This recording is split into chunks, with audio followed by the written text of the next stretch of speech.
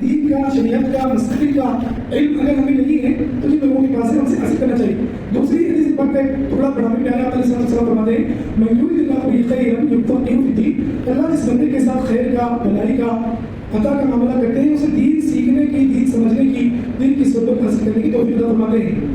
تو ہمیں اپنی زندگی کے آدھے سے زیادہ علم مجھے مسائل کا ہے، معلوم ہی نہیں، غفلت میں زندگی گزار رہے ہیں۔ تو رمضان کی مناسبت سے آپ حضرات کے مابین جیسا کہ مولانا نے اعلان فرمایا رمضان المبارک مسائل سیشن کے عنوان سے روزانہ ظہر کے بعد 15 سے 20 منٹ مسائل بیان ہوں گے، اس میں کتاب سے ایک دو مسئلے پڑھے جائیں گے، پھر اس کے بعد آپ کے سوالات ہوں گے، انشاءاللہ قرآن و حدیث کی روشنی اس کی جواب دیں گے۔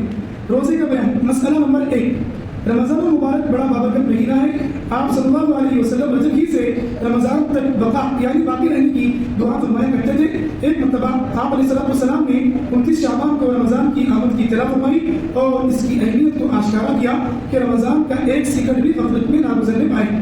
ایک حدیث میں وارد ہوا کہ جب نصف شعبان یعنی شعبان کی 15ویں تاریخ گزر جائے تو پھر روزہ نہ رکھا جائے، کہیں رمضان کے روزوں پر اثر نہ پڑے۔ یہاں پر رمضان کا استقبال کے ساتھ اپنے آپ کو رمضان کے لیے کیسے تیار رکھنا، تو 15 شعبان کے بعد روزہ نہ رکھنا۔ کیوں نہیں رکھنا؟ اس لیے نہیں رکھنا کہ 15 دن کھاؤ پیو مزے کرو، اپنے آپ کو صحت مند اور تندرست اور تیار کر کے آنے والے بابرکت مہینے کے روزوں کے لیے ہم اپنے آپ کو تیار کر سکیں۔ اس لیے 15 شعبان کے بعد پیارے آقا صلی اللہ علیہ وسلم نے روزہ رکھنے سے منع فرمایا۔ ہاں، جن لوگوں کی عادت ہوتی ہے پورے رجب کے، پورے شعبان کے، پورے رمضان کے، پورے شوال کے 6 روزے عادت ہے زندگی پر روزے رہنے کی، تو ان لوگوں کو منع نہیں۔ جو نہیں رہتے تو ایک بدعت ہمارے پاس یہ ہے، سلامی روزے کے نام سے 29 یا 30 شعبان کا روزہ رکھا جاتا ہے۔ شریعت مطالعہ میں، حدیث مبارکہ میں اس روزے کی کوئی اہمیت اور اس روزے کی کوئی اصل نہیں ہے، سلامی روزے کی کوئی اصل نہیں ہے۔ البتہ جن کی عادت ہے وہ لوگ ریگولر رکھ سکتے ہیں، اور جو لوگوں کی ریگولر کی عادت نہیں تو ان کو چاہیے کہ 15 شعبان کے بعد روزے نہ رکھیں۔ مسئلہ نمبر 2، رمضان المبارک کی آمد پر لوگ ایک دوسرے کو رمضان مبارک کہہ کر مبارکبادی دیتے ہیں۔